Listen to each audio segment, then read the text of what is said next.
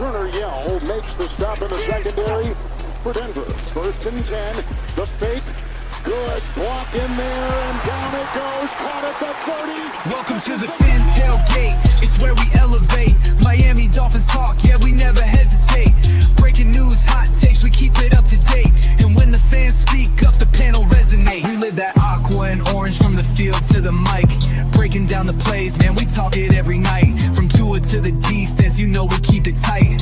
NFL moves, you know we got the insight. We open up the floor, yeah, it's your time to shine. Fans drop the heat with opinions realigned. You got concerns, bring them, we're gonna chime. The Fins tailgates, where we keep it prime. Welcome to the Fins tailgate, it's where we elevate. Miami Dolphins talk, yeah, we never hesitate. Breaking news, hot takes, we keep it up to date. And when the fans speak up, the panel resonates. The NFL's changing, but we stay on the grind. Latest breaking stories, we don't waste no time. From the trades to the rumors, we make them all align. At the Fins tailgate, we always on the climb. We're repping the Dolphins, but it's NFL wide. From South Beach to the league, we keep it worldwide. Got the fans engaged with the energy supplied. Come kick it at the tailgate, we're riding high tide. Welcome to the Fins tailgate, it's where we elevate. Miami Dolphins talk, yeah, we never hesitate. Breaking news, hot takes, we keep it up to date. And when the fans speak up, the panel resonates. So if you love the game, you know we got the gate. Tune in, speak out, don't wait, it's your fate, this is the Fins.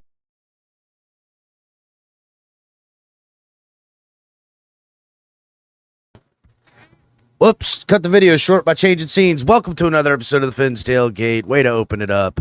Talk about a cold open, right? Like it was not, but didn't realize switching the scenes would cut the song off like that. Crazy. Lesson learned. Something new.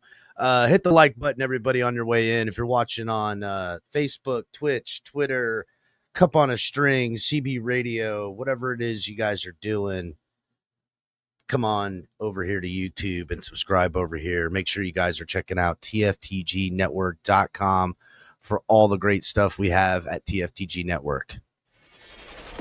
Get ready to dive into a new world of online shopping with the Fins Tailgate. Whether you're a die-hard sports fan or just looking for the latest fashion trends, we've got you covered. With a wide variety of products from your favorite sports teams to stylish accessories and home decor, we're your one-stop shop for all things tailgate.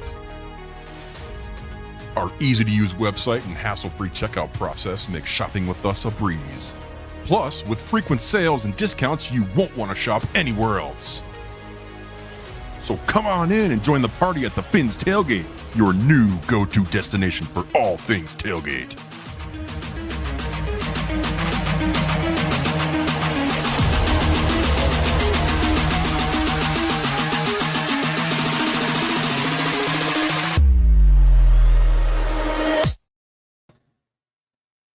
And make sure you guys are checking out tftgnetwork.com.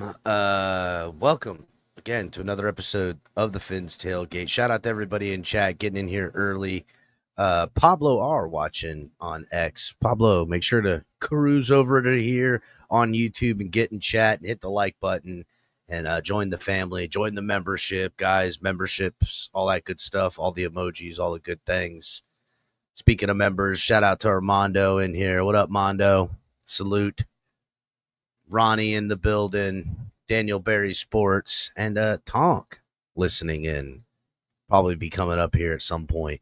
So, real quick, got my co-host here with me for the evening so far is Ali. What's going on, Ali? Not much, man. How you doing? How's everything? Been great. Been good. Hanging in there. Got some things I talked about yesterday about the free agents, went through their interviews and stuff like that, and just watched it. It's funny because I watched the interviews like when they first came out, took note of it, but didn't have really time to like comment on anything, and so I kind of like watched them again yesterday before I did the show and had takes on it. And something I noticed was these dumb questions from Joe Shad, but I kind of dogged him a little bit, but I get it. You want to write these puff pieces, you don't want to hammer these young kids. They're all stars in their eyes and stuff like that. But it's kind of why a lot of us are disengaged this offseason, because you know what you're not going to get is like real hard-hitting football questions from the beat writers, right? It's all puff piece, bought and paid for nonsense, right? And that's kind of what I was pointing out, and I point out a lot around here. And sup Costa Nostra, salute. And I pointed it out in a joking manner, but I caught Reason's show from the other day, and he went in on the South Florida media like hard, like, and rightfully so, right? In some aspects, but he basically said that they don't fucking know anything about football. These aren't X's and O's guys. He called them all out by name: Alan Pupar, Chris Perkins, Joe Shad, and told them they don't know shit about football and can't teach nobody about football. And he's probably not wrong in some aspects. Like, those guys are journalists. They're not sports guys doing journalism, right? They're not like ex-athletes and stuff like that. He did give a nice comment to Daniel Foussier, but I was just like, damn, because I hadn't seen that till today. But I just rewatched and did live, and I was kind of making jokes at it, but he was pissed about it. And I kind of feel him, right? Like, Yeah, I mean, he's not wrong. We know how poor the South Florida local media has been, right? Yeah, I mean, to be 100% honest with you, Reason is not wrong. I'm willing to bet that not even half these guys, not even a quarter of these guys probably actually played the game at any level. I don't believe Alan Pupar even played in high school, to give you an example. I don't think Barry Jackson, well, maybe Barry Jackson did. Maybe that's a big maybe, but I doubt it. Knowing Joe Shad, I can tell you right now, I doubt he played high school football or college football or anywhere. I'm pretty certain that Omar Kelly said he's never played football. So that's my point. So he's not wrong to say that these guys don't know football. They don't really. And a lot of their opinions, to be 100% honest. Game, though. Say that again, I'm sorry? You can know football and be a student of the game with ever not having put the helmet on. Don't get me wrong. There's an innate knowledge of actually physically being on the field and doing it and knowing that you can do all the right things and it still not work. That is a point across that someone who hasn't been in there can understand. But you can't. Yeah, but I mean, in today's smart enough. But here's the other problem, though, with that. In today's day and age, journalism really is just throw up whatever in the air and see what sticks, right? And they're just going to run with wherever the fire leads, right? You look in what's going on today against, who is it? Ryan Clark in RG3, for example, right? Oh, my God. It's not about sports. Crack it open, Ali. Say that again. Say it again. Crack it open, Ali. Give the full detail on that situation. I don't even have the full details, but I'll just give you the gist, right? Yeah, give the gist is that Ryan Clark made comments about RG3 and how he has a white wife, right? A wife that's white versus having a black wife. So he doesn't understand what's going on with the whole Angel Reese thing with the WNBA, with that whole rivalry between her and Caitlin Clark. That's basically where the gist of it's coming from, right?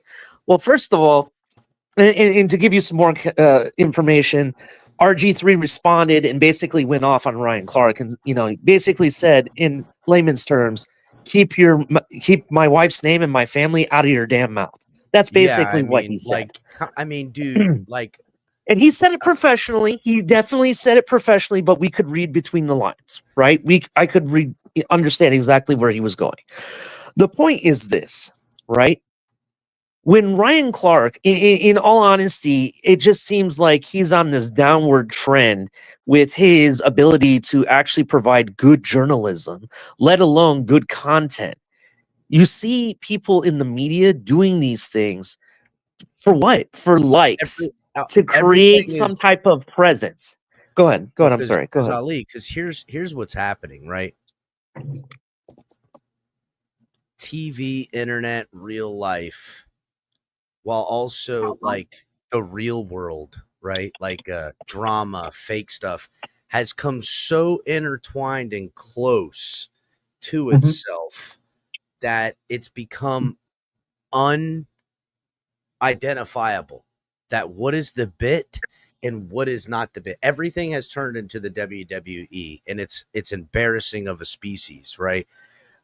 Because I would say it's all just as likely that, I mean, first of all, Ryan Clark saying what he said, talking about another man's, I mean, looking down at his nose as his opinion as another black man doesn't matter as much because he didn't marry a black woman. Like that is fucking wild. Um, anywho, that's kind of what he implied. It's what he said. It's basically that his views are skewed because his wife is white. That's pretty much what he's fucking saying. Yes, And exactly. it's like, God damn, dude, like what the fuck? Like that is some narrow-minded shit right there. And not that I agree with anything fucking RG3 says. Anyhow, I think he's kind of a goofball, right? But Ryan Clark, you're kind of a fucking goofball too. Like they're, you know what they are right now, Ryan Clark, RG3. They're the fucking Paul brothers because that's where we're at. Is it real beef? Are they really gonna box? Do they really not like each other, or is this all just another fucking bit? I'm sick of it. Well, I mean, with it, he also RG3 also threw ESPN under the bus, right? Because be real about it. The big timers, when I mention big timers, we're talking about Shay Shay, we're talking about Stephen A. Smith, we're talking about Pat McAfee. Stephen A. What are they Smith, the guy surrounded that around? well, What? another you Good. again, you just said it. Stephen A. Smith. Here's a guy that was mean. People knew he was mean. They would set up people on the show. This is in his early years, and he would just run down their throat and catch them with all these gotcha questions and kind of just get this weird reaction on television where people would lose themselves. It was the like first level of professional trolling, right? And he's great at it. But now we're talking about this guy running for president. And I mean, hey, fuck, dude, I guess anything's possible. The guy that used to fucking build hotels and was in Home Alone was president. But it's just like everything has spun so much out of control. The Earth's office access with some of this dumbass shit, if you're asking me, bro. Yeah, I agree with you, wholeheartedly. Essentially, what I was getting at, all these guys are surrounded by, you know, craziness and chaos, right? And they're almost playing out like their own soap opera on TV. And it made me think about it, I was thinking about this after listening to RG3. It's kind of low for ESPN to go this way, but if you really go back to the roots of ESPN, what does ESPN stand for?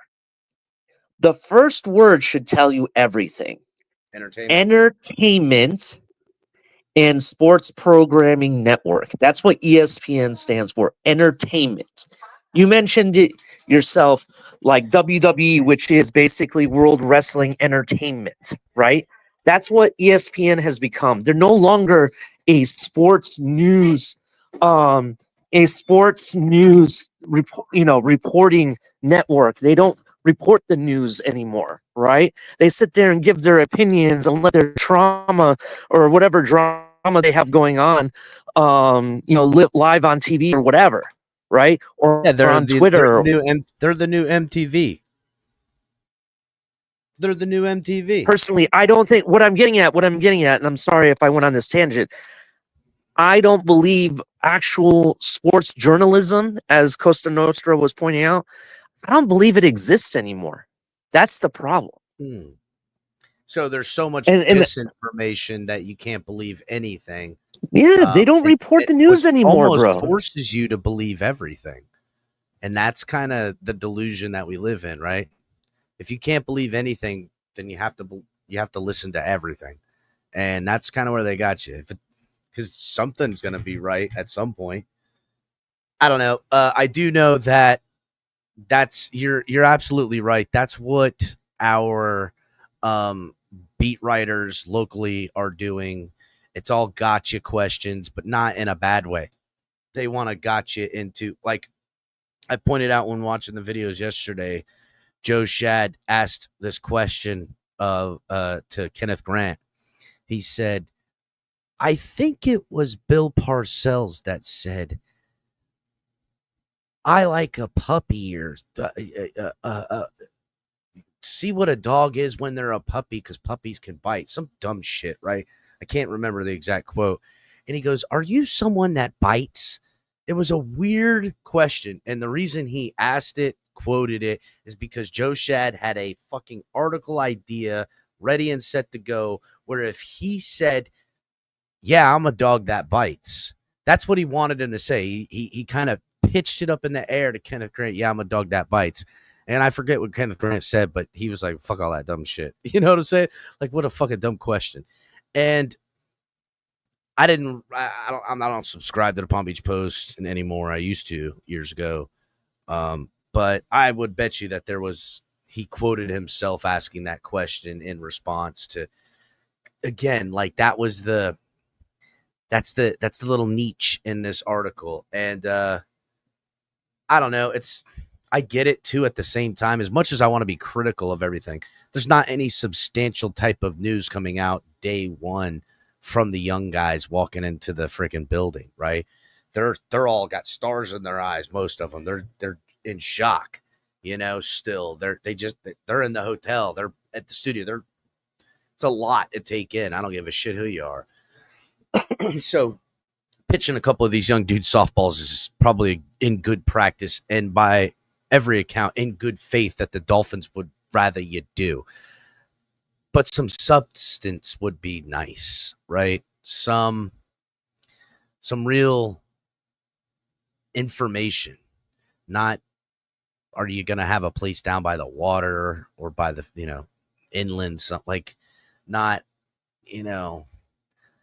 your big boy. I get it too. Like, that's some stuff people want to know. Oh, what was your big boy moment and stuff? Like your shock and awe moment. Like, I get all that too, but at the same time,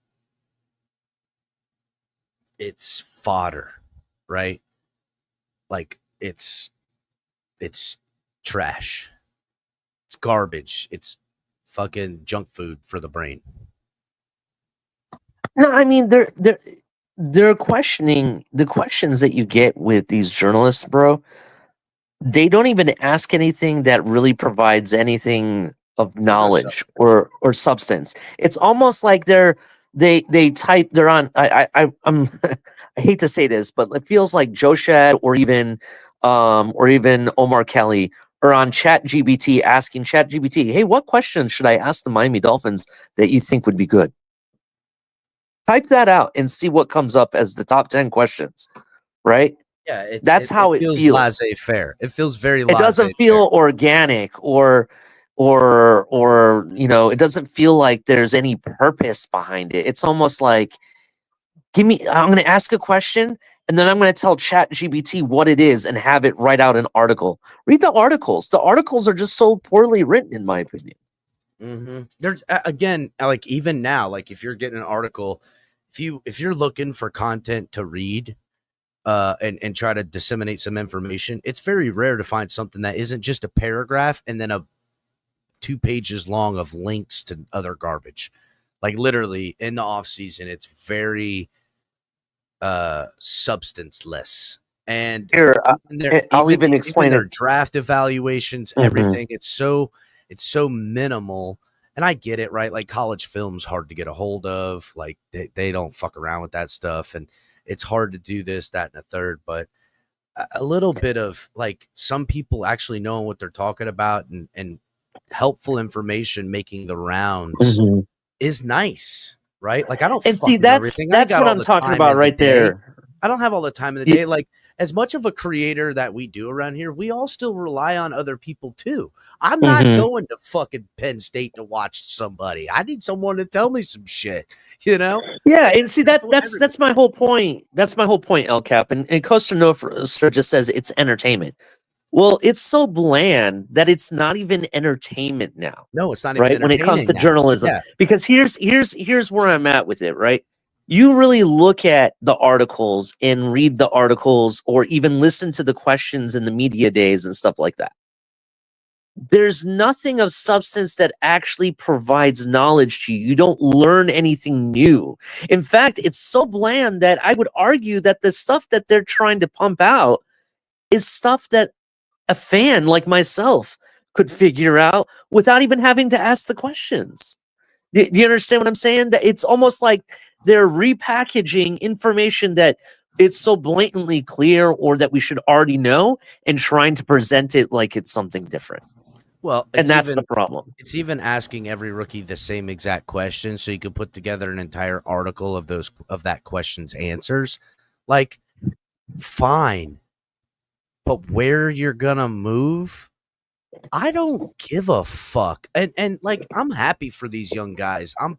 I'm stoked, bro. Like, until they start failing me on the field and they become a Miami Dolphin that I don't like, up until this point, these are young dudes that just got money and they're living their dream. And I do want to kind of know these things, but no, I don't. I don't give a shit where they're living by the beach or not. I don't care where any of them are living. This isn't MTV Cribs. And what did I say? Shit's turning into MTV. It's fucking bullshit. That's exactly what it is. And here's the other thing. Real journalists, they don't repeat recycled news. That's what beat writers do. Real journalists, they go find out the stuff that people aren't asking the questions, and that's what they report on. That's what real journalists Dude, do. And even that's what we need more of. even some haphazard, simple knowledge of what you know from the coaching staffs, their schemes, and what they plan to employ, and know a little bit about some of these players and ask something relative to that. Hey, Kenneth Grant, have you thought about whether you'll be a zero tech or a shade? Have you looked at Anthony Weaver's defense a little bit? You like anything you think you can help out with? What's your technique? What do you play on leverage? On something like this? I don't know, right? Like, these kids, a little bit of something with some substance would be nice, right? But I also wonder how much of that is due to the controlled environment Miami wants to have. Like, if you're a guy up there, like say the tailgate got a media pass, we sent Colors ass up there with a list of questions. And Colors up there, maybe one day, right? Like, I'm telling you, if we ever get the donations and the revenue stream, we will buy passes and get Color down there asking motherfucking questions. It will happen. Just saying. List of questions, but I don't know. I'm over it. I'm over it, Ali. It's time. It's time maybe for some fresh blood, some new blood. It seems like when these young kids come in here, that we've had some young guys come in and they get kind of rocking and rolling, and then you turn around and it's been the same cast of characters. And I like the guys that do the beats, but like the young guys seem like they're cooking, and then they go take a good position in Baltimore or Cleveland or something like that, Yep, I agree. I agree. We need some young, inspiring journalists who go out and ask the questions that no one has the balls to ask and find out stuff that we don't know. Not stuff that I can open my Facebook or Twitter and see for myself. Right? I don't want that stuff. Yeah, dude. Like, I don't have questions off the top of my head, but I promise you that if we were there and I'm asking some of these guys some stuff, I have some real questions, right? But also in that same manner, if the Dolphins said to me, look, you can't be fucking asking this kid, state secrets on his day one, and that's not really helpful, I'm willing to play ball, but I still want something of some substance, right? So, yeah, shout out to everybody in chat. Make sure you guys are hitting the like button. I seen Crypto creep up in here. Marino's goat. I seen you come up in this mud bone in here. couple of the other characters. Stephen Jones asks a question though. He says, "Who cares? How are we going to fix the worst secondary in NFL history once Ramsey leaves?" Well, it's funny you should say that because we're going to be getting into that a little bit after this first segment. But before we get going, make sure everybody's hitting that like button. And yeah, so Ali, I'm going to rattle through. I talked about the rookies yesterday, the draft picks. So today I was going to brush quick through the UDFAs. We'll go through the list here, and then we'll kind of do a little bit of a breakdown. And maybe Ali, you can shed a little bit of light on some of these characters if you are familiar with some of them.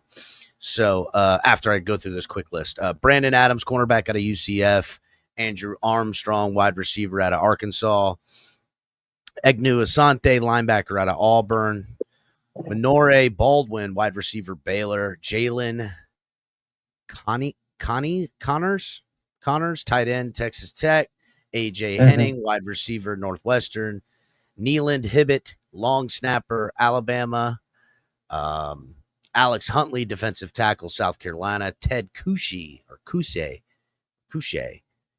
tackle Western Michigan, Nate Noel, running back Missouri, Josh Preby, guard Michigan, Ethan Robinson, cornerback out of Minnesota, Trayvon Rybeck, defensive tackle Kentucky, John Saunders Jr., safety out of Ole Miss, Theo Wees, wide receiver Missouri, and Addison West, guard from Western Michigan. So real quick, I got some info on some of these guys, whichever one you want. well, let's give just a little tiny bit. I'll go through some names. Old Miss safety John Saunders. Now we do know Dolphins safety room needing some looks. He is 6'2", 210 pounds, second team All SEC. He had 47 tackles and 3 interceptions as a senior. He also played at Miami, Ohio before that. Anything to shed on a light on this safety? Because again, we need help. And well, I can tell you this. In regards to Saunders, since you just brought him up, John Saunders was a safety that was in demand from what I've read. So which that means that people, other teams were going after him. He's a widely productive player. And he's, I want to say he had from what I read, 3 interceptions, maybe 5 passes defended, something like that, and some forced fumbles. It's a position of need. So it'll be very interesting to see, if he makes the team. We drafted a guy ahead of him, the safety. We got him in the 4th or 5th round. The guy out of Maryland. So yes, and they're Good. super high on him too. The kid from Maryland, Dante, whatever the hell his name is, but yeah, they're super high on him. Dante Trader. Yes. Yeah, super high on him. So it will be very interesting. I think Saunders, if he, he'll be if he makes the roster, it'll be interesting on who we cut. You know what I mean? Because we drafted a guy, we got McMorris, and we got the 2 guys we got in free agency. I don't see us keeping more than 4 safeties. So this guy's on the bubble, but he might be a guy you definitely want to try to keep when it comes to your practice squad. Now, I have 2 favorites. Well, hold on. Go ahead. Let me rattle through the list and we'll go through some of these guys. Some will just if we don't know anything or don't have much on the guy, we'll just pass them through. Because remember, a lot of these guys are camp bodies. Some of these dudes are long shots to even make the practice squad and be invited back. There's going to be a lot of moving and churning. But there is positions that we're going to want to take a look at that are usual positions that the Dolphins either A, try to stash guys on their practice squad, B, put on their active roster, and C, they also love to do the the designated injured reserve on these guys and stash them till next year to figure it out. They love doing that with DBs and wide receivers. So when we go to some of these position groups, especially the ones we're light in, or at least ones that are like obviously a main focus for the Dolphins with a bunch of additions. Because to me right now, I feel like the Dolphins, organizationally speaking, feel very good about the guys they have in the building evaluating talent. And they've kind of just said, listen, we're churning right now. And guys that specialize in the trenches with the wide receivers, whatever, we need a lot of evaluation because I feel like we're going to have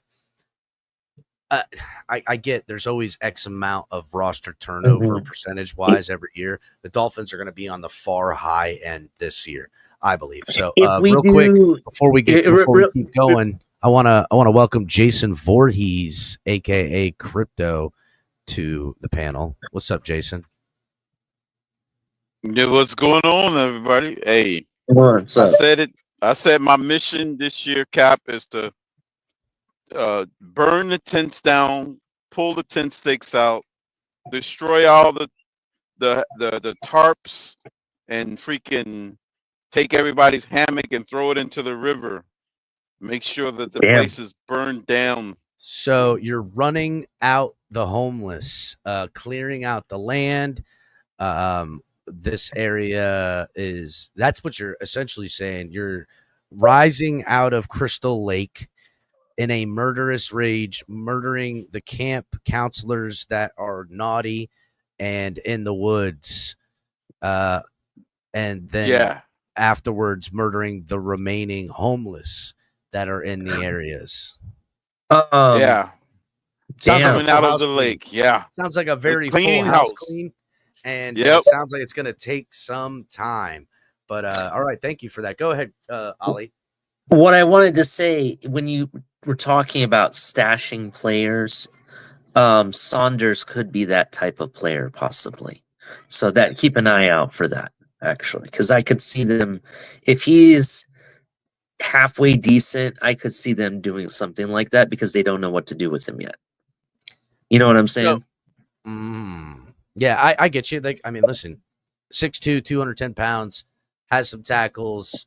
Like, let's see what the guy can do. Get himself, on the special teams, maybe. Next guy coming up, South Carolina DT, Alex Huntley, 6'4", 298. Just call it 300. Jeez. Was a 2-year captain. And last season he had 16 tackles with a pair of tackles for a loss and 1 sack. So another guy to keep an eye on with all the additions they've made in the defensive. This is a kid out of South Carolina. South Carolina had some.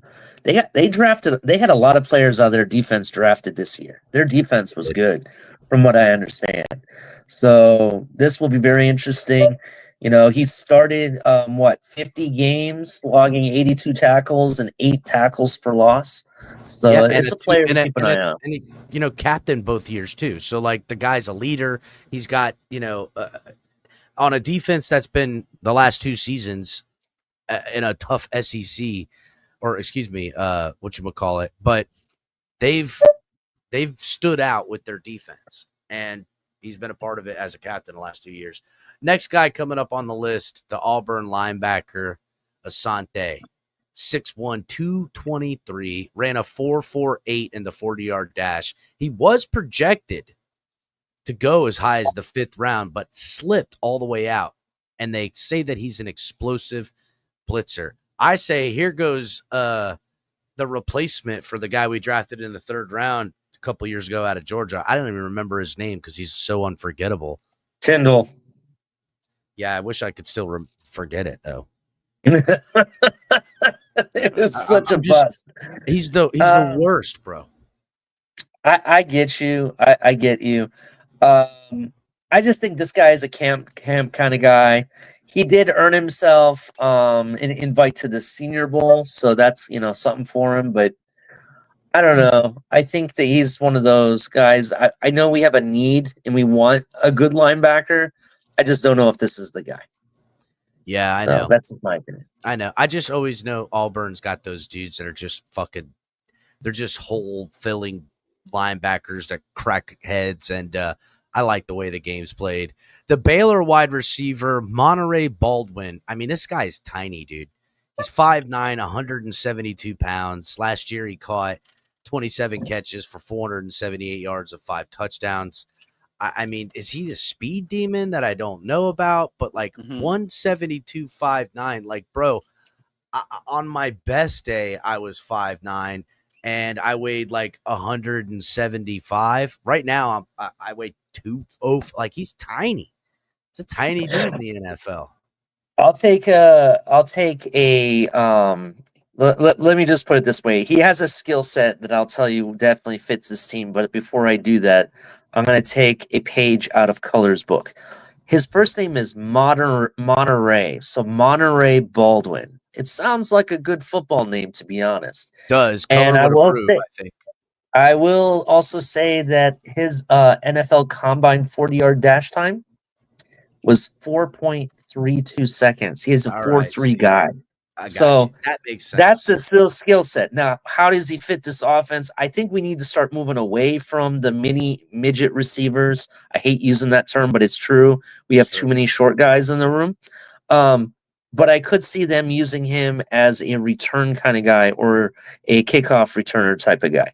So check him out on the special teams. That could be definitely where we see most of him, to be honest. Yeah, I got to be honest, dude. I would rather – I mean, listen, unless they just are completely blown away with his route running ability and his ability to grind and learn the playbook, and they say to themselves, hey, this guy needs to be stashed, put him on the program, see if he can get 8 pounds of muscle, get himself in the north of 180, this it's going to be a long road for a guy like that unless he, I don't know. Again, dude, he's got to put on some serious weight and remain to have that speed to last in the NFL. You got to get close to like 190, bro. Got to. I get you. I get you. 172. I mean, you're just asking for that guy to get hurt out there. All right. Again. So next dude, running back from Missouri, Nate Noel, 5'10", 190, native to Miami, played 4 seasons at Appalachian State. What you got? I think he's a camp guy. I know he was with Appalachian State before he transferred to the SEC in 2024. Personally, I think they're set at running back, bro. We have Devon Achane, we have Jalen Wright, we have Ollie Gordon, who I'm really high on. I think Ollie Gordon is gonna surprise a lot of people this year. But does this guy beat out Addison or Madison, whatever his name is, the guy that we got from the Raiders? There's no way. I don't think so. Especially with the Dolphins wanting to get a little bit more size. But there's nothing like a 5'10", 190-pound running back from South Florida to just, use as a little bit of punishment every now and again. Fresh legs could go a long way. So, again. Yeah, I mean, I just want to be clear to the audience, though. I'm not saying that he has no chance to make the roster, the final 53. I just say it's less likely based on who we already have. That's all I'm saying. Yeah, it's an uphill climb. All right, let's get to the next guy. Western Michigan guard Addison West, 6'2", 300 pounds, all interior line guy where the Dolphin needs help. So obvious camp body type of dude, but anything to report on there, Ollie? Well, everybody knows that watches 4th and 10U. I'm really high on the Mid-American Conference. This is a Mid-American Conference All-American. In fact, he became the first player in Western Michigan's history, right, to be named the consensus first-team All-American, team captain. Shout out to Mystic. Mystic has kind of put me onto this guy. So very interesting. Very interesting. I'm intrigued. I want to see what he does and how he pans out. It's a position that we definitely need to find depth at. I know we know who our starters are, but who's behind them? Is Liam Eichenberg making the rosters still? We still need another Well, guard again, we talked as a about a backup. lot of churning wanting to happen around these parts, and Mhm. the Dolphins could scrimp and save and go on youth and potential upside and really take some chances. I think they're going to. I think Yeah. I think it's time to really get some shaking up going on in these Got to parts. 'Cause start building now. It feels really stale, Crypto. It feels super duper stale. And I like our coaching staff, which is crazy to say that Mhm. I like our coaching staff. I'm fine with our management, with our general manager as far as drafting goes, contracts go.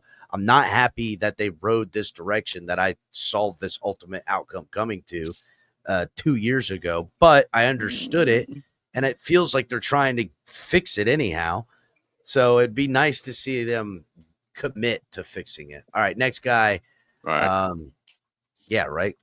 Minnesota cornerback Ethan Robinson, 6 foot 190. He had 8 pass breakups and 3 interceptions last year. Again, there's always a cornerback or a DB that ends up on the Miami Dolphins that's a UDFA every year. It's like every single year we get a guy, we get a Cater Kohu, we get a Ethan Bonner, we get a one of these dudes, a Storm Duck, a Nick Needham, a Chris Brooks, a Julian Hill, you name it. We get one of these guys, and a lot of times they come in different positions that are typically relative to catching the ball and stopping people from catching the ball. That's where they take the chances because measurables. Anything on Ethan Robinson, Ali, from Minnesota? Not yet. Not saying that nothing could come out of it. I need to see how he looks in camp. There is some news that came out today on the Dolphins talking to a certain free agent, so that could affect this guy's ability of making the roster. I kind of think he's on the tail end, more of a practice squad possible guy. There's another corner that you're probably going to bring up next that I have a little bit more to say. Brandon BJ Adams, 6'2", 182. Doesn't have good test scores as far as everything else goes, but combine score doesn't. I want to say the key things here is the Miami Dolphins actually. Yeah, his combine score is not really that great, right? But he might be tape. Yeah, his tape looks halfway decent. You go actually do a more deeper dive on what's going on with the Dolphins. They actually brought this man in for a 30 visit, right? So before the draft, so they brought him in for a visit. He is a man coverage guy with good size and length, so his size is right. He's adequate speed, but he struggles with technique, so he needs to be coached up a little bit. This kind of sounds like a Chris Greer special, to be honest. Right. He sounds loves like those players that's what it kind of sounds. That's why I kind of think this guy has a bigger chance of possibly making the 53 He's going for upside over the other. Yeah, he has a good upside, exactly. So next guy coming up here is another guy I'm a little high on, watching what happens as camp progresses and we actually get to see some stuff. Texas Tech tight end Jalen Connors, 6'4", 260. He's big. He's got great athleticism. He's really good at catching the ball. Needs some work on the run blocking, but, Dolphins kind of like these kind of guys at the tight end room. I know we got Julian Hill in there, but he was a little bit of a Debbie Downer. We can't have Jonnu Smith do everything in there. Tanner Connor still seems to be lurking in the woods. This guy could fucking overtake Tanner Connor and get designated for protection. So this is my thoughts. Number one, I think this guy is the top undrafted free agent that we brought in. This guy is my number one guy. If someone's going to make the roster, it's this guy. He is a 4-sport athlete, so he has all the athletic ability. He played 4 different sports in high school. I've watched tape on him. Go watch his highlights and stuff. The guy does it all. He can do the blocking. He can catch the ball.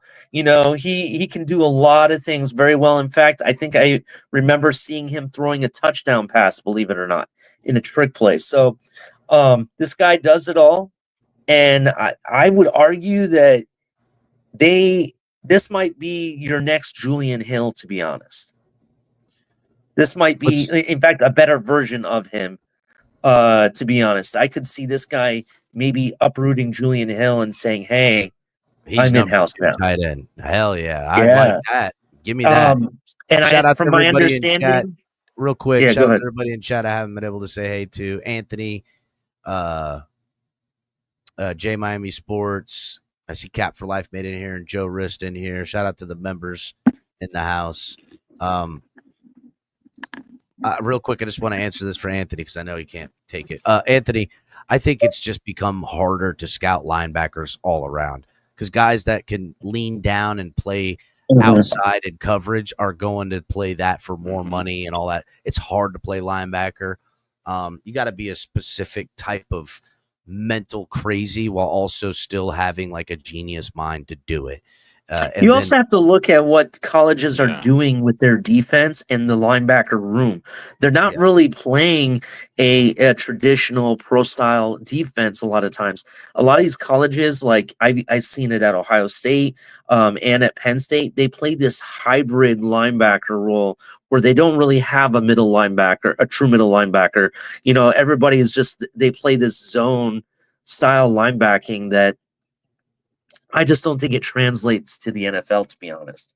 But going back to Conyers, the tight end, I'm excited to see what we see from him. From the tape I've seen, he looks like a really damn good blocker, has great hands, great field awareness, always seems to be in the right spot at the right moment.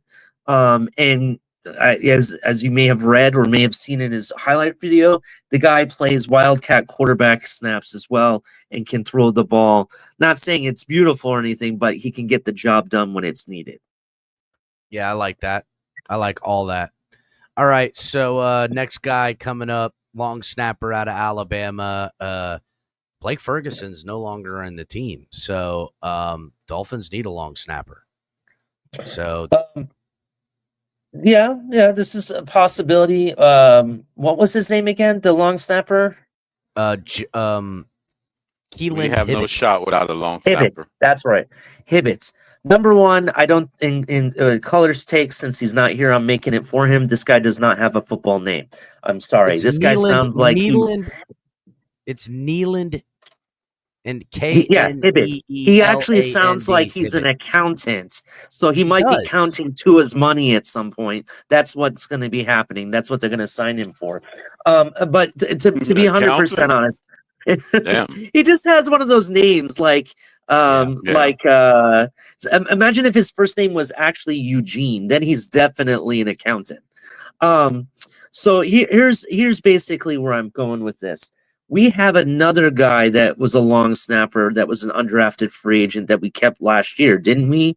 I want to say Mitre, or what was his name? Yes, I can't remember his name, but I do know there's another guy he's going to have to compete with. Yeah, I think that's going to be over with we signed like tenure rights or something like that, like right to refusal signing or something. We signed him to. Futures contract. So the other interesting thing is Hibbett, I think that's how you say his name. Yeah. He was a semifinalist for the Manley Award, which is presented each year to the nation's top long snapper. So he made the final cut, when it comes to being one of the best long snappers. So this guy has a chance. I would say if both things are equal between the guy they have in the room and the Hibbett kid, go with the Hibbett kid because I'm up for a youth movement. I want all new. I agree. I agree. All right, next up, offensive lineman out of Michigan, Josh Preby. So he transferred out of Northwestern, played 13 games at left guard for the Wolverines last year, 6'5", 306. We do need guard help. Again, Dolphins getting extra looks at guys in the interior on the O-line and then in the interior at the D-line. So, well, I think he's just a camp body, but who knows, I would agree. He definitely has experience playing guard, so that's kind of why we have him in there. That's a position that you have to find depth.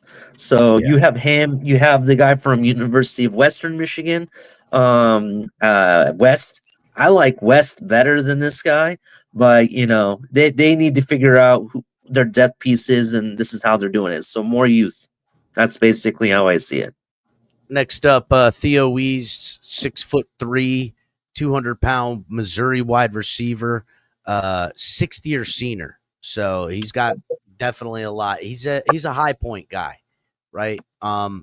Obviously 6'3", 200. Different type of weapon. I don't think he stands a shot to make the roster with the guy that we signed from the Titans. I'm blanking on his name right now. Westbrook and Ishe.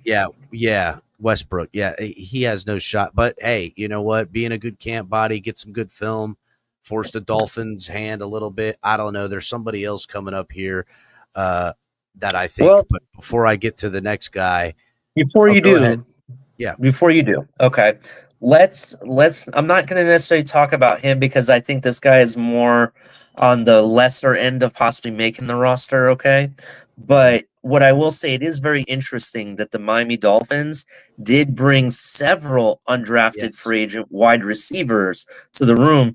And the thing is, you think about it, we do kind of have a need for wide receiver. You got a room that only really includes, if you think about it, Tyreek Hill, Waddle, Westbrook And, and Nietzsche, Malik Washington, well, right? right now, And with the addition of Westbrook, yes, but last year it was pretty much Waddle, Hill, and what's his name, the rookie that you just said. I'm blanking on his name. yeah, but we're talking about the room itself and the depth behind those guys, right? So those four guys are who we have. We have Malik Washington, that's the fourth guy, Yeah. right? Thank you. After that, we don't really, it's big question mark because we don't really have anybody, right? No. You think about it, what's his name? Color's favorite wide receiver. What's his face? Eric Is Ikuzama. gone now. No. Eric Uzama is here, but I think he'll be cut, to be honest, when it's all said and done. Yeah, it's time. River Craycraft is gone, yeah. right? He Yeah, went he's to gone. Seattle, and from what I understand, he was already cut from Seattle, which is surprising. Yeah. And then the kid that used to play for the Hurricanes went to Texas. What's his name? The glorified punt returner that I said it was pointless to keep him because that's all he'll ever do. I don't know. I forgot his name God, already. what is his name? His girlfriend's a big time TikToker and social media person. I have God damn. no idea. Really short dude. Oh God, what is his name? Played for the Jets. You know who I'm talking about? Oh, You and I used to have Braxton Berrios. arguments about him. Braxton Berrios. Yeah, Braxton Berrios. That's how much I remembered his name. I already forgot about his ass. Right? So you think about it, these guys are gone, right? OBJ is gone. So we really don't have anybody. It'll be very interesting who makes the 53 this year and how many receivers are we going to keep, right? We always tend to have to bring in more receivers later in the season. We did that. We brought in like 2 or 3 guys mid-season, if you remember. We do have was Eskridge is still here, kind of. He's still there. I want to say, did we reserve the rights to the guy we picked up from the Packers, Du Bois or whatever his name was? DeBose. Yeah, so he might be here too.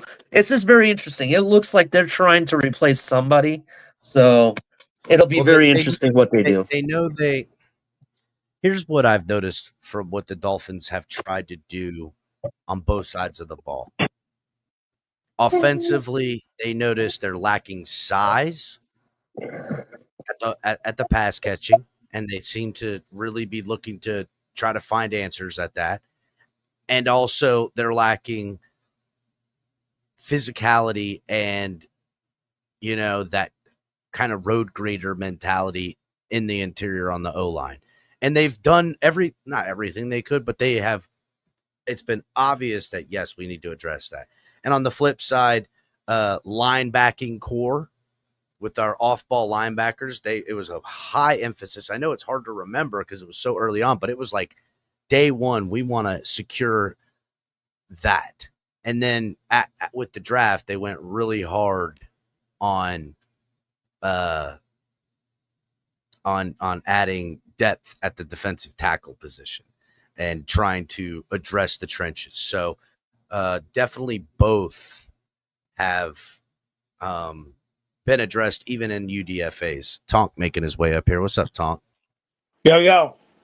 What's going on? So next up on this, because we went through Theoes, the Northwestern wide receiver, AJ Henning. He's 5'10", 192. He transferred out of Michigan. He's got a lot of speed. There is some talk about his versatility because his ability to play at special teams. This is another guy that they're gonna look at heavily, I think, Ali, as far as what he can contribute. Yeah, I think they will. I think they'll look at him, but there's a guy that I think you might be about to bring up next that I think is arguably a no-brainer that he has the biggest shot of making this roster at wide receiver, to be honest. And I couldn't agree with you anymore. The Arkansas wide receiver, Andrew Armstrong. The kid is 6'4", 202 pounds.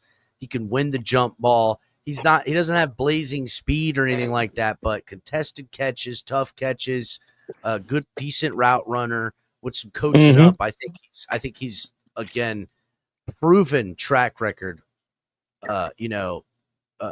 Out of Arkansas. He was the SEC's leading receiver when it came to yards. He just didn't have the touchdowns because he wasn't the go-to guy at his school at Arkansas. So the reality is that this guy could be something special. He could do things that we really need in certain situations where we need that contested catch. You know what I mean? So I'm very excited for this guy. A quote coming out from Andrew Armstrong about his mindset going into the NFL. He said, everybody's entitled to their own opinions. I want to make an impact that makes everyone rethink how they approached me at this time. How did we miss on Andrew Armstrong? That's what his mindset is coming to the Miami Dolphins, that everyone passed up on me, and how the hell did I go undrafted? Being so productive in college, but because I didn't have the combine speed and bullshit. Same thing with the kid, the UCF kid, right? Like, these are kids who in their position execute it well, but didn't get like the accolades and the big moment things, but down in and down out workers that grind and bring in results. This is what UDFA mining looks like. So, good news. I think the Andrew, the kid from Arkansas, is going to do really good, I think. So, why do you feel he has a chip on his shoulder because he went undrafted? Well, that was literally his quote that he said. Oh, okay. I'm sorry. He said, "I'm gonna make my mindset going in." I don't know why that's. I don't know. I mean, I guess if someone wants to feel that they don't like that, but I don't see why it gets such a bad rap. Like, if you still got signed to a team, who cares if you went undrafted? What difference does it honestly make? Oh, looks like we lost Ali there for a second. You there, Ali?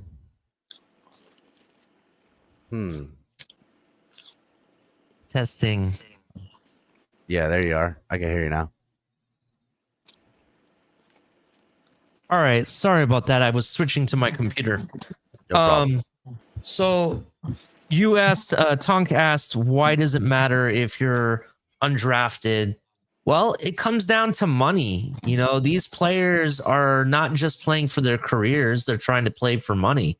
Plus, And the reality is, as an undrafted free agent, they're never gonna get the biggest amount of dollars than a player that was drafted. You know, it's very rare that you see an undrafted free agent really get the max deal in their said position. That's just my opinion. But the other reason, go ahead. Who's getting a max deal when they get drafted? Who's getting a max deal?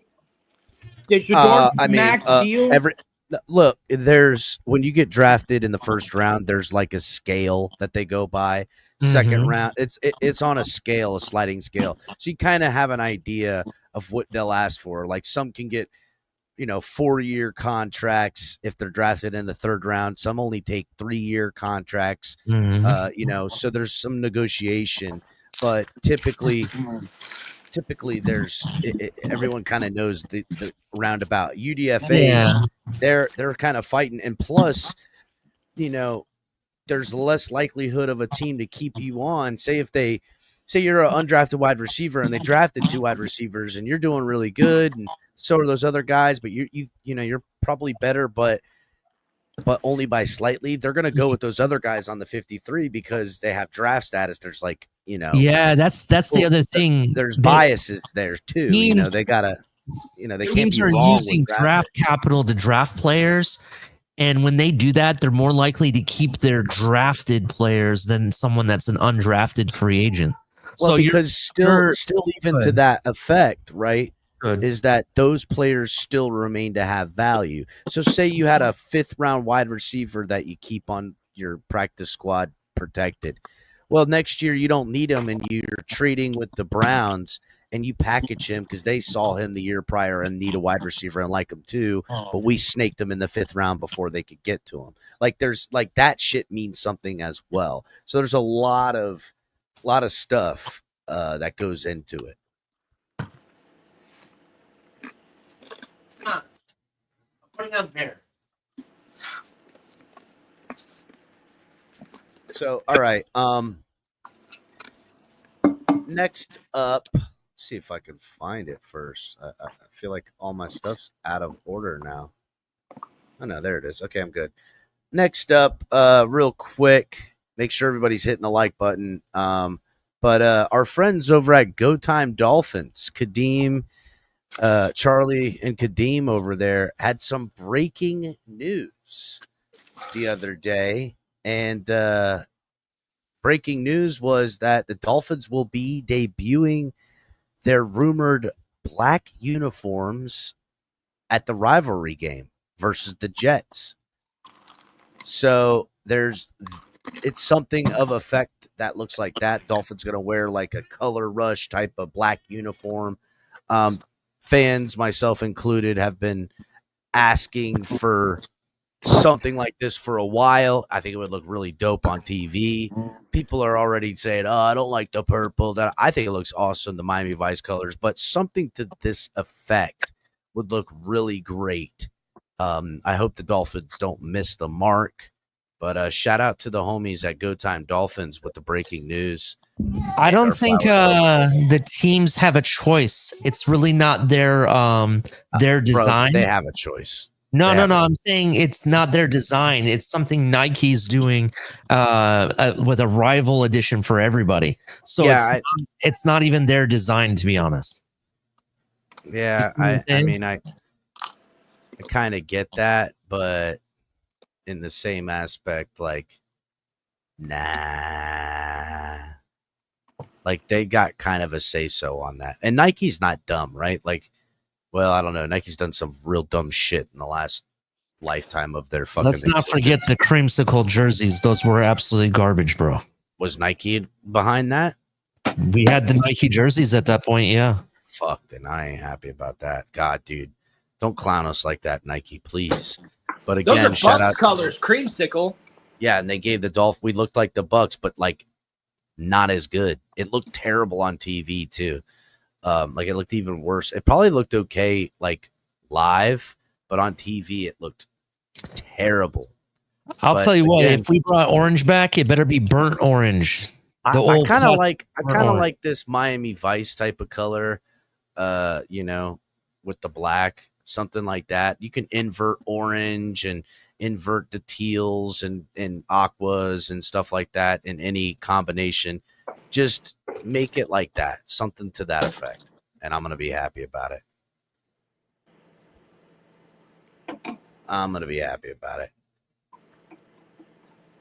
So, all right. What do we got next up here? Okay, so the Dolphins did add a cornerback a little bit ago. I don't know, a couple weeks now. Kendall Sheffield. They announced his signing back on the 12th of May. I mean, he's a veteran corner. We need bodies. He played with he was drafted by the Falcons in the 4th round in 2019. Played 3 seasons with the Falcons till 2021. Started 20 out of 38 games. Recording 101 tackles, 6 pass breakups, 2 forced fumbles. Did a little bit of bouncing around the league: San Fran, Tennessee, New York. Kind of a guy that's on the veteran camp body tour, which leads me to believe, he's, again, look, Ramsey's all the likely to be traded after June 1st. We're going to touch on that in a minute. But we still have question marks about Cam Smith. Can he really do it? Is Storm Duck going to be the guy, on the outside? Ethan Bonner, are we finally going to see him come out and make some noise? Are they going to go, hey, let's use somebody in the slot and, slide Cater Kohu out to the boundary? Or do they look to potentially add somebody, right? I think with this addition of Kendall Sheffield, it's just a fallback of somebody who's at least learning the scheme in some aspect. But the Dolphins also have been,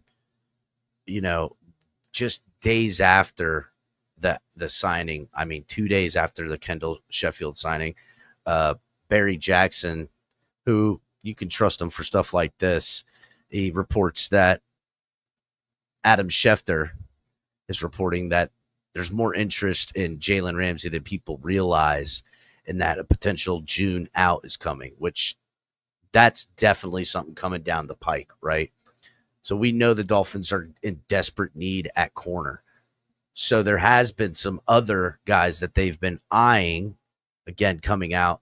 Asante Samuel is something that the Dolphins have been rumored to with in contact with them. They also were in contact with James Bradbury before the draft.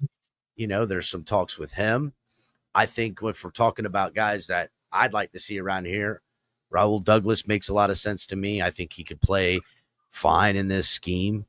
But there's most certainly going to need to be some additions made around here because Ramsey is most certainly out of here. He's gone. So, Ali, what do you think? I don't know if he's going to be out of here yet, to be honest. I know it has to do with money, so maybe there's a deal by June 1st that we might see happen. But I do think the Dolphins are not going to do anything until after June 1st. You saw in the news today that they, reached out to Asante Samuel to keep tabs on him. I honestly think that's a guy we're probably going to be looking to bring in. He's young, we maybe can get him on the down low because of the fact that he's coming off of an injury, so he's kind of a Chris Greer special. Will Ramsey be here? I don't know. It just depends on a trade partner, and will it happen now? Will it happen right before the season, or maybe by week 8? We'll find out.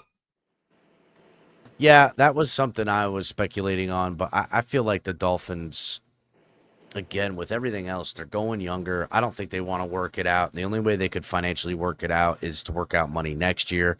And they know, just like he knows, that he's not going to be here next year. He hasn't made a stink about it. He's been a good soldier up to this point.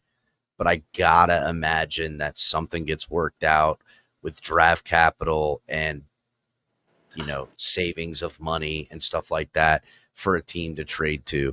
It'll be, some pick swapping and a little bit of Changalang for the Dolphins, and they get some money, and they're going to go sign a veteran, right? There's been talks about Xavier Howard, maybe that they should look at. I don't know.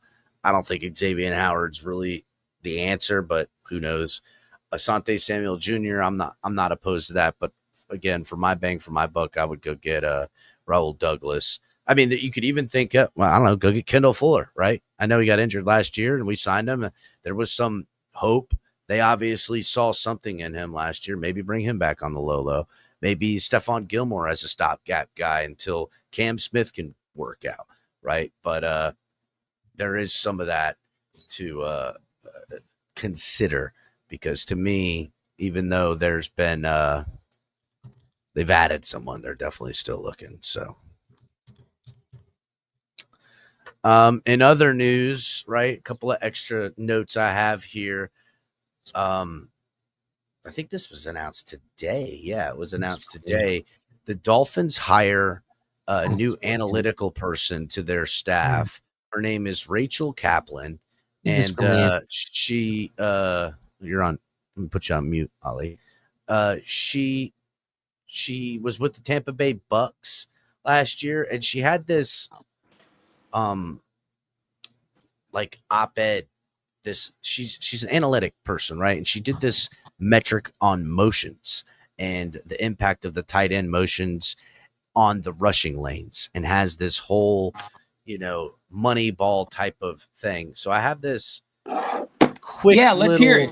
Yeah, I got this quick little thing that's a pretty great article. I'm going to go ahead and pull it up because it's a lot to dissect. Let me see. Are the pictures clickable? Let me see. Can I open this up? I don't know how much analytics has helped sports. Well, because they do it a lot in baseball. They do analytics a lot in baseball. I mean, I guess they probably do it in all sports, but this is the first time I've actually heard of someone being hired in the NFL. Even though it's crazy as she went from the Bucks to the Dolphins. Well, they've got massive analytical departments now in the NFL, but this one was just one that came across, to me. Someone sent it to me, and I thought, hey, and I had an article attached, so I'm gonna read it here live with you guys now. So, this thing that she wrote, in 2000, I think she wrote it in 20. Okay, so here I'm just gonna read it. It says, introduction. In 2019, ESPN began tracking pre-snap motions on every play in the NFL. The initial numbers were staggering. After week 12, Seth Wilder found that while league use of man in motion was at 11%, the Ravens had a man in motion 34% of the time. The edge for motion plays was significant for pass plays. The expected points added per play with motion was 0.08, while it was 0.11 for rushing plays. All right, let's read that again. So the edge motion was significant for pass plays. The expected points added per play with motion was 0.08, while it was 0.11 with rush plays. So motion helped rushing plays more than it helped passing plays, is what it's saying.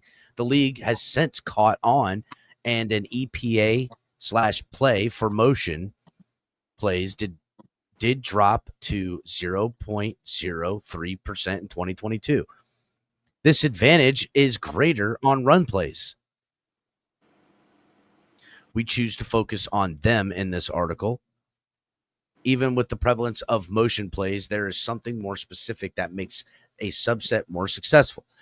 Is there a way to optimize motion for rush plays? We decided to focus on run plays with tight ends and motion pre-snaps, as we thought the tight end would be most likely to move the lineman, which would affect the run plays the most. An example, they show these little examples. I'm not going to pull them up.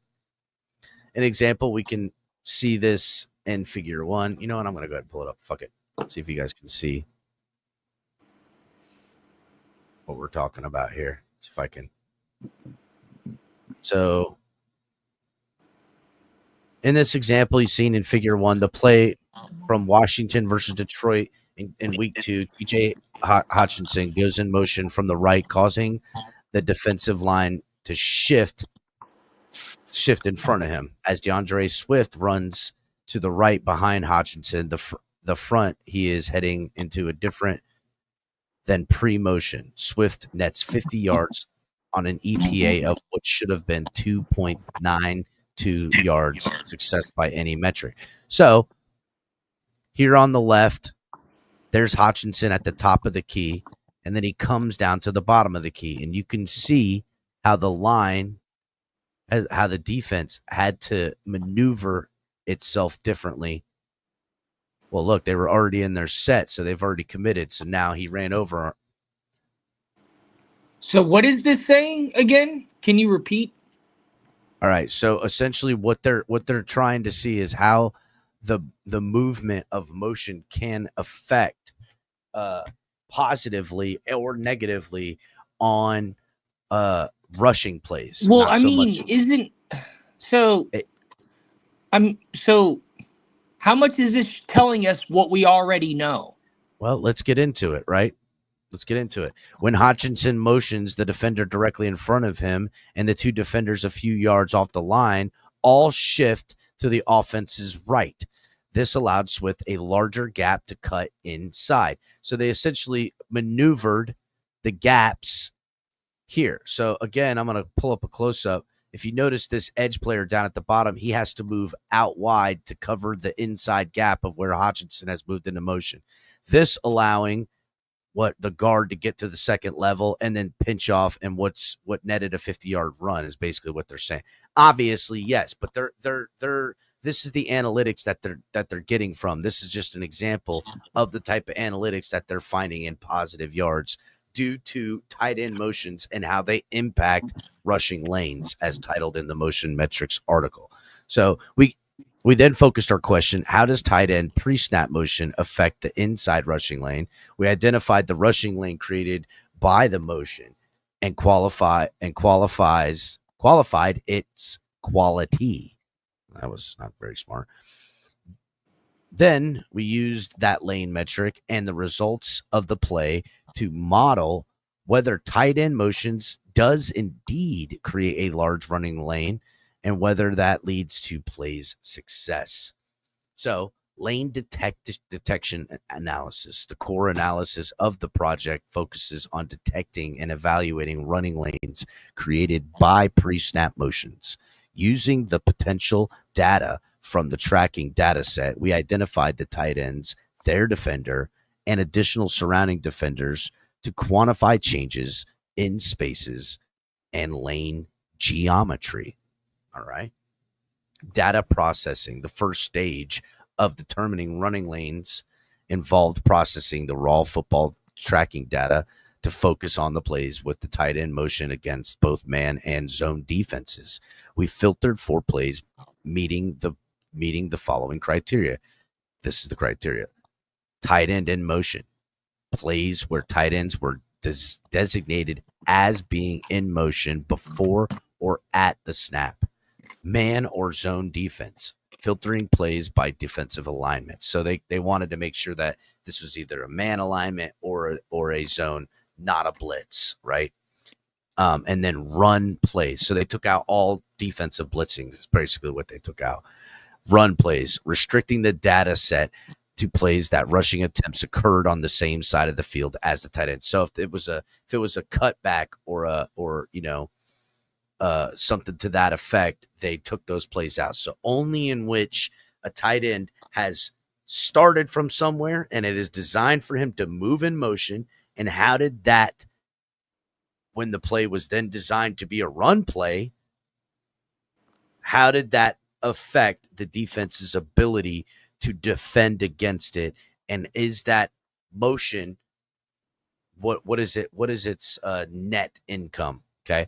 Once filtered, the resulting data set was reduced to 4 key frames per play. Before snap, specifically the frame immediately preceding the tight end motion, presenting the initial setup of the defense's formation. The snap, the exact moment of the snap, capturing the alignment of the players after the tight end motion. 1 second. So 1 second after the snap, marking the early development of the play. And then after snap, the end of the play, providing insights into the resolution that has occurred. These frames were chosen to provide a balanced view of the player's progression, capturing its setup. What? What do they do with this information? I mean, it's just. Thank you, Tonk. Thank you, Tonk. I really appreciate you asking that question, Tonk. Fuck. I don't mean to interrupt you, Cap, but I came up here because I have to. Hold on. This stuff should only come with graphics. Like there should be 2 sentences and a graphic. Two sentences. We're gonna have a graphic. Tonk, this is just Tonk. We have the graphics. It's called the television and the football game itself, bro. Like, wow, are we? Oh, man, you guys are haters, bro. I'm trying to educate these fools. No. I'm sorry, Cap. I didn't mean to come up and interrupt, but it's hard to follow. To echo. Well, I know it is. That's why this is how we learn. What Tonk was saying. Like, what is all that? Like, is this like telling us stuff we already know? This is like, okay. Let me explain something real quick. Okay, first of all, the writing is terrible. Okay, I don't know how you use like that phrase you said earlier, where she used the same word twice in the same sentence, dude. Yeah, like seriously, what kind of writing is that? Okay, I mean, yeah, it's kind of messed up there. Secondly, okay, it's kind of interesting because last night I was watching this discussion between an evolutionary biologist and a couple other philosophers, right? And he made a really good point, okay, about how we express ourselves and how we describe things that had to do with religion versus science, right? And how, like, you can explain the same thing 50 different ways, right? And he said, we lost color. Well, I want to say something in regards to this. The whole premise of this report and analytical breakdown that she put together, to be 100% honest, it actually feeds into what we've been talking about on this show for months and months. What do we say? What do we always say the Miami Dolphins don't have in the room? Football guys, right? They have analytical guys. They have guys that are, well, even the guy that we say is possibly the tight end, Brandon Shore, right? We talk about him. He's a statistical, mathematical guy. This is how they explain football to those guys. And this is how you get analysis paralysis. Okay. Well, what I was trying to say was, guys, there's only real quick, Cap, real quick. I gotta drive home this analogy. All right. So the guy he came up with a great point to describe the difference between religion explaining reality and science explaining reality. Right. So he said, imagine watching a baseball game. In this case, we'll use football, okay, because that's our sport, right? He's like, you got the football game and you got the way the commentators explain what's going on right now. He drops back to throw. He throws the ball, blah, blah, blah. And we watch the game. Now, the other way for the commentators to explain what's going on is to tell you everything that each molecule and each atom is doing right now. That would be accurately describing the same event. But none of us would watch it. We'd all be like, what the fuck is this? That's what this lady's doing right here. That's what this is. Sounds like she's just a young lady trying to get a motherfucking job. Let's describe the game. Let's describe the game by what the atoms are doing right now. The atom moves over, and because of that, it allows the quarterback to drop back to throw. It's funny you should say that because that's kind of how the next setup kind of looks. So we've gone through that. Let's do these frames were chosen to provide a balanced view of the play's progression, capturing its setup, transition, and execution phases pre and post snap. These snapshots, particularly before snap and snap, what they have, are essential for analyzing player movement and the effect of tight end motion on running lanes. Running lane geometry. The geometry of the running lanes was defined using the positions of 3 and 4 defensive players. Number 1 defensive lineman, number 1 to defensive end, positioned at the edge of the defensive front. Number 2, the lineman, number 2, defensive nose tackle. Jesus Christ. Linebacker number 1, tight end defender, and then linebacker 2, the closest linebacker. Unless the defense has employed an unconventional alignment, then this linebacker is unnecessary. These points from the polygraph represents the running lane, which was analyzed at each point in the 4 frames observed in the change. Polygraph? So she's the one that needs a polygraph, dude. So here's the polygraph right here. So what do you mean? There it is, right here. This is the players' movement. He moves down. It widened that gap, and that gap. This is okay. Now this is what I'm talking about. You see these triangles, right? Those are the 4 players affected by the motion, and those players are the ones that created the gap that he cut back. So the red dot that is circled is the motion. He cuts back into the middle and takes off. I got a couple comments. Go ahead. So this graph is definitely way better than all those paragraphs. And like I said, it's explaining to you what this data is. Okay, let me continue. So like I said, graphs, because I've given a shit ton of presentations, okay? You got 4 or 5 sentences she could say, and then just explaining this graph. And then all those other verbiage can just be on the screen. But this is way more, this could be explained way much better. And then especially if they had like players that or like bigger or like a 3D model would be cool.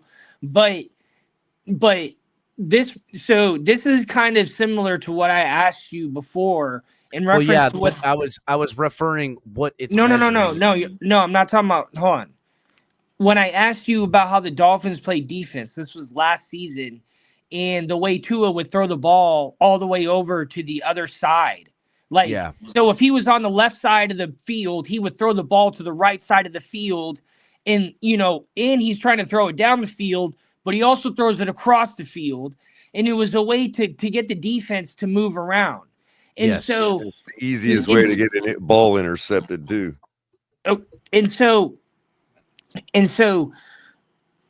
Okay. So if you have players playing football and you have players moving around each other, there's players that they have to stay with that player. They're guarding that player. So I don't know how much this information is actually helping us besides just telling us what we see. This is basically telling us that like this player moves and it makes this other player move. So yeah, okay. So what do we do with it? Like, is this a way to make more schemes? Is this actual football? No, this knowledge? is a way to say. Is this like the equivalent to the triangle? Hold on. Is this the equivalent to the triangle offense in the NBA? Like, what is this going to give us? I think that's what they're trying. I think that's what they're hoping for. Right? No, this is look at me. I found a new way to look at things. That the same thing. That's all it is. They just watch film. Just watch film. This is the same thing as watching film. But it's got a neat triangle on the screen, bro. The film doesn't have the neat triangle. I mean, if they're gonna bring this in, like we need it to be something that we already don't have. We already have a camera above the players showing the players move around. But you don't have a dissemination. Watching a Madden video game, bro. You can see all this play out. Okay, Cap. What you're saying but what you just said, that word, does it help? Is it helping is it going to help the Miami Dolphins? No, I'm just telling you. No, I'm not being a smartass. I'm asking, do you think? Like, I'm not being a smartass. I'm asking that word. Neither am I, Tom. The answer is no.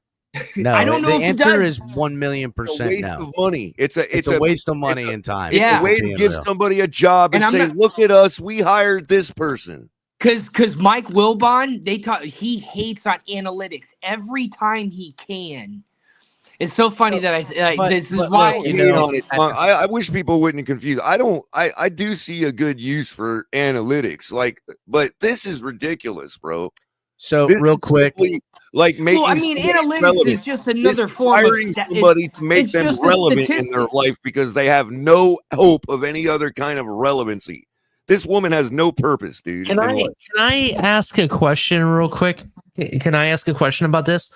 First of all, one, just to be fair, Color, I understand where you're coming from, but to be fair, if you hired someone and paid her hundreds of $1,000s to come up with this information, you know that only the very basic, most basic, everybody knows information is going to come out and be plastered on the media, right? They're not going to show you what they truly found.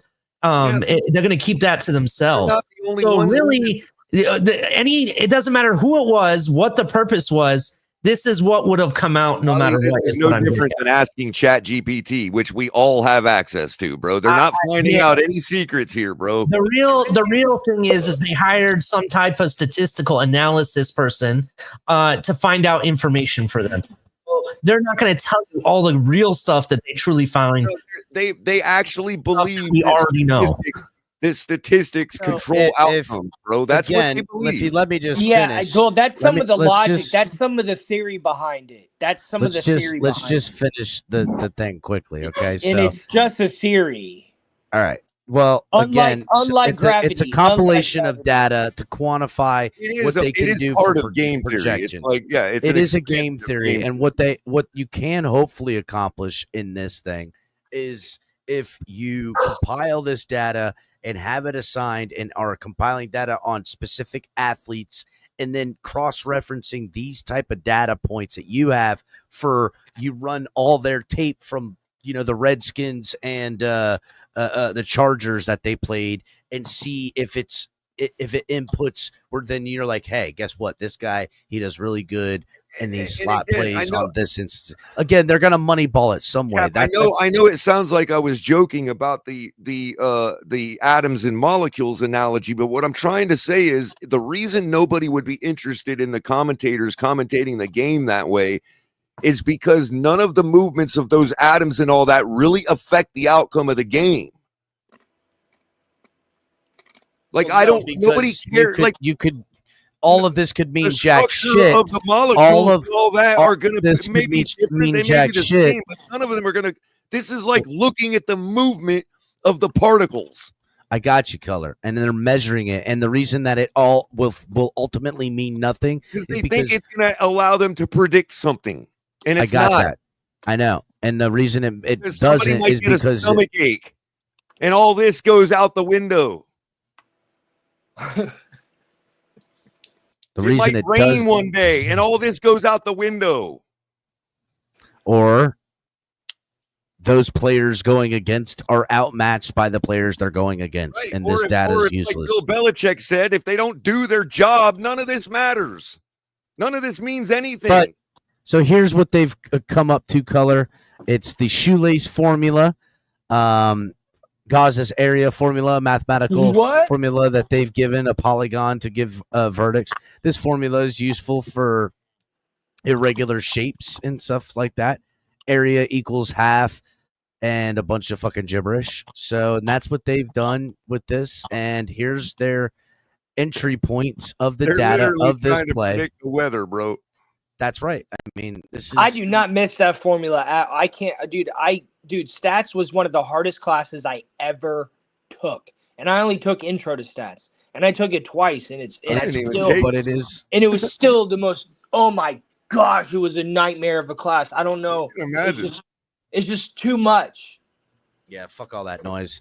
All right, so before we close it up, real quick, some other quick notes. The Dolphins have reached out to free agent offensive tackle Jared Willis Jr.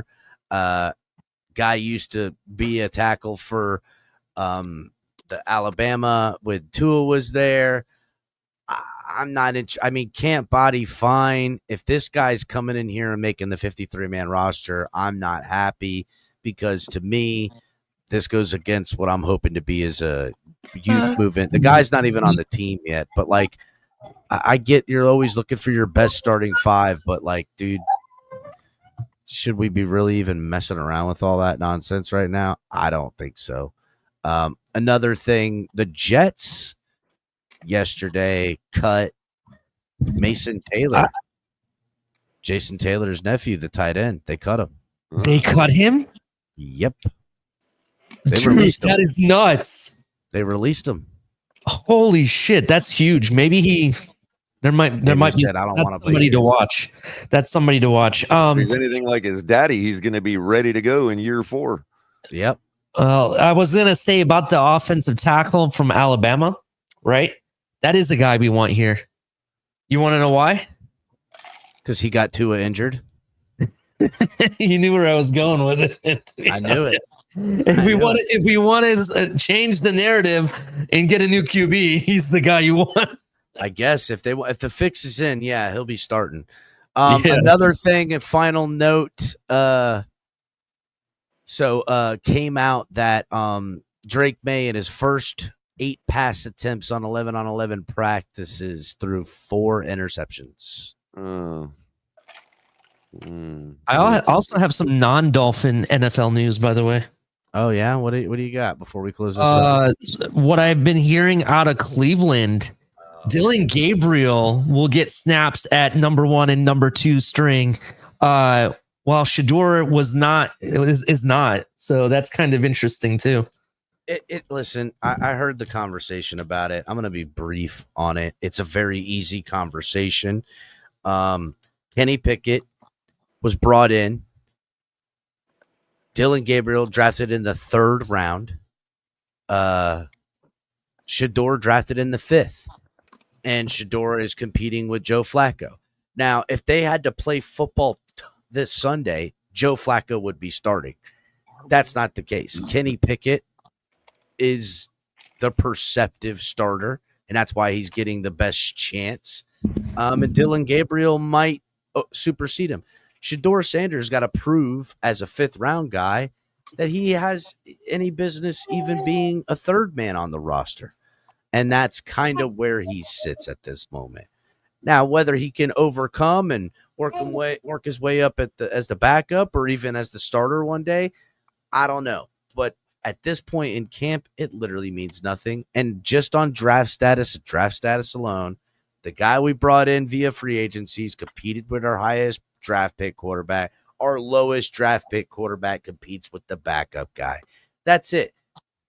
There's nothing even more to talk about. Any more discussion on that, and it's just stupid. Well, I'm just saying, for me, it's more of like, how do I say this? If he really is that player, like what Mel Kiper's saying, that, oh, we were so stupid for not drafting him and blah, blah, blah, blah, right? Yeah, if he's so great, he'll win the job. Why won't even if he's still that great, win the job? They're all competing to back up the guy that just got out the walking boot anyway. That's true. That's true. I said again, by the way. So that's that. Does this technically make Deshaun Watson 5th string? I just don't know if they're not, I don't think they keep more than 3 QBs, to be honest. So it'd be very interesting. Did you talk about the ruling that all the NFL owners decided? No, what was the ruling? They agreed to allow NFL players to partake in the flag football event at the Summer Olympics. Oh god. Yeah, hell yeah. Oh yeah. Can't wait. Buffalo's gonna finally win a Super Bowl, boys. Mm-hmm.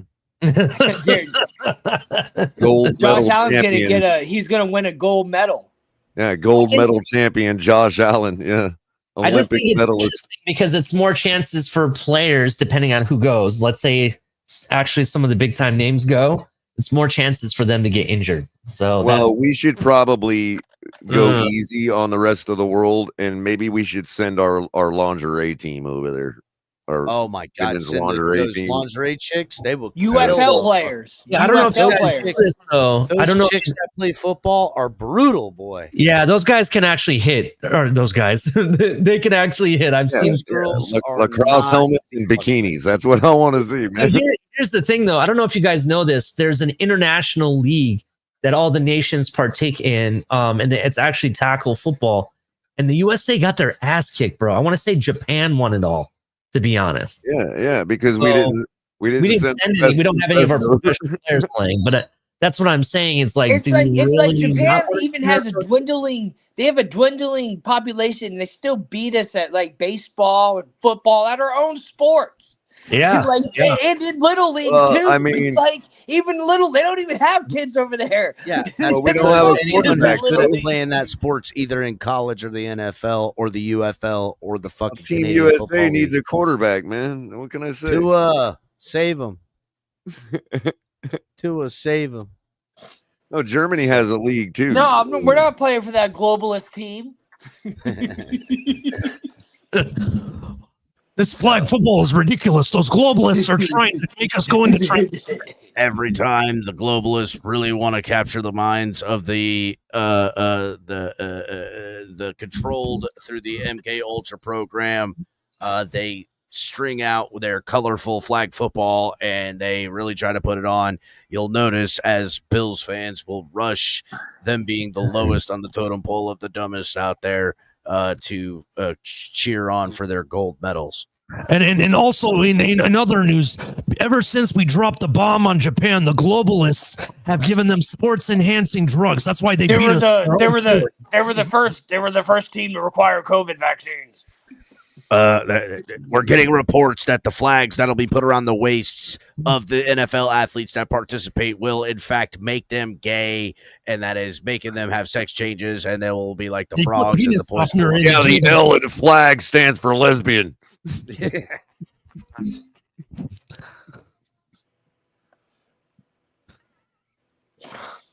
See, I tried to end the show without some BS, guys. I tried, but they just keep pulling me back in. Just keep pulling. All right, guys. I appreciate everybody coming by. We'll see y'all next time. It's all these fault. Yeah, I know it is. Turner Yell makes the stop in the secondary for Denver. 1st and 10. The fake. Good block in there, and down it goes. Caught at the 30. Welcome to the Fins tailgate. It's where we elevate. Miami Dolphins talk, yeah, we never hesitate. Breaking news, hot takes, we keep it up to date. And when the fans speak up, the panel resonates. We live that aqua and orange from the field to the mic. Breaking down the plays, man, we talk it every night. From Tua to the defense, you know we keep it tight. NFL moves, you know we got the insight. We open up the floor, yeah, it's your time to shine. Fans drop the heat with opinions realigned. You got concerns, bring them, we're gonna chime. The Fins tailgates where we keep it prime. Welcome to the Fins tailgate, it's where we elevate. Miami Dolphins talk, yeah, we never hesitate. Breaking news, hot takes, we keep it up to date. And when the fans speak up, the panel resonates. The NFL's changing, but we stay on the grind. Latest breaking stories, we don't waste no time. From the trades to the rumors, we make them all align. At the Fins tailgate, we always on the climb. We're repping the Dolphins, but it's NFL wide. From South Beach to the league, we keep it worldwide. Got the fans engaged with the energy supplied. Come kick it at the tailgate, we're riding high tide. Welcome to the Fins tailgate, it's where we elevate. Miami Dolphins talk, yeah, we never hesitate. Breaking news, hot takes, we keep it up to date. And when the fans speak up, the panel resonates. So if you love the game, you know we got the gate. Tune in, speak out, don't wait. It's your fate, this is the Fins tailgate. Now watch us dominate. Miami Dolphins, NFL, yeah, we integrate.